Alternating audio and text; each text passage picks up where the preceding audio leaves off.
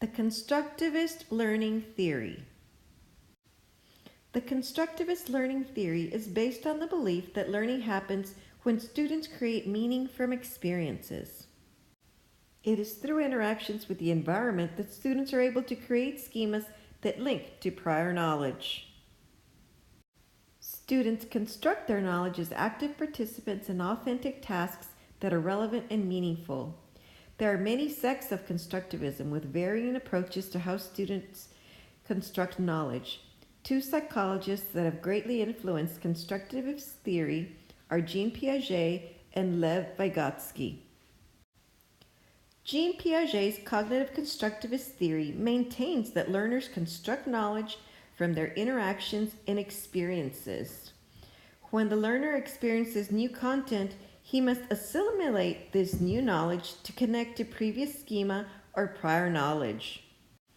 This process of assimilation allows the learner to continue growing on prior experiences and deepen understanding by extending the schema. If the learner is not able to make this connection, then the learner must accommodate to the new knowledge. This requires that a learner reevaluate their prior experiences and accommodate to gain understanding of the new experiences. Lev Vygotsky is known for his theory of social constructivism. Vygotsky believed that students learn from social interaction. He states that students should have opportunities to construct knowledge through shared experiences with other students. It is through these interactions that students acquire knowledge by navigating new content with their peers. Vygotsky claims that students construct knowledge best when working within their zone of proximal development, or ZPD, during social interactions with their peers. Both Piaget and Vygotsky focus on how the learner constructs knowledge by being active participants in their learning through social interaction. These two individuals, whose focus was on how individuals construct knowledge, nevertheless have different views on what factors influence the learner. Piaget and Vygotsky, for example, gave quite different accounts of this matter. One stressed the biological, psychological mechanisms to be found in the individual learner, whereas the other focused on the social factors that influence learning. So how has constructivist learning transferred to classroom instruction? Problem-based learning is an example of constructivist learning theory. PBL came about in response to the growing need for schools to produce problem solvers. In the old traditional classroom model, the teacher did most of the cognitive lift while the students sat passively back and just received information. Much of the knowledge acquired was a result of the direct instruction, with the students just recalling information that the teacher had presented. Through PBL, students are presented with a problem that is relevant to the content they are learning and has real-world applications. Students are given some guidance, but are encouraged to work together and make connections to previous knowledge, and then in collaboration with their peers, begin to research and explore possible solutions. Through my experience in the classroom, my success with PBL was when I provided guidance through structures and protocols and designed built-in checkpoints for my students. The students were given material and time to explore, but were also given a rubric and a timeline. The most important component of the process was teaching students to reflect on their learning. Here, the tasks of the designer are twofold.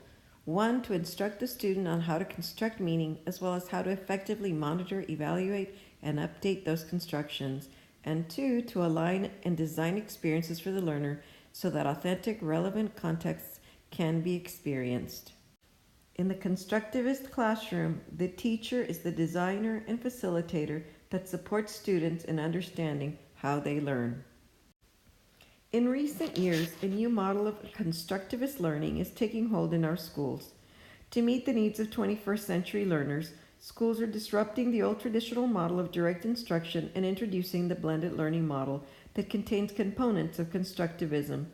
In their book, Blended: Using Disruptive Innovation to Improve Schools, Michael B. Horn and Heather Stalker explain, blended learning is any formal education program in which a student learns, at least in part, through online learning, with some element of student control over time, place, path, and/or pace. The blended learning station rotation model takes the best of face-to-face teacher-led instruction and leverages technology, collaboration, and small group intervention to meet the needs of every student. Within this model, there are components of constructivism. In the blended model, the teacher designs the lessons where students are able to attain mastery at their own pace. This model considers that all learners construct knowledge at their own pace. The teacher serves as the designer of instruction. Students are able to navigate new content through online resources to construct knowledge.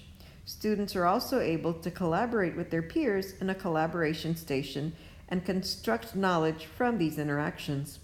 If students are able to assimilate the new content, they will have more flexibility in their stations. If they are struggling to accommodate their new content, the teacher will facilitate and support students through the productive struggle of shifting their understanding to accommodate the new knowledge. This model is learner-centered, and the focus is on students constructing knowledge with the support of the teacher who serves as facilitator.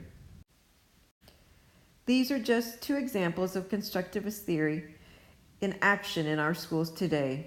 With both of these models, there needs to be a strong instructional leader that understands how to support students to construct knowledge.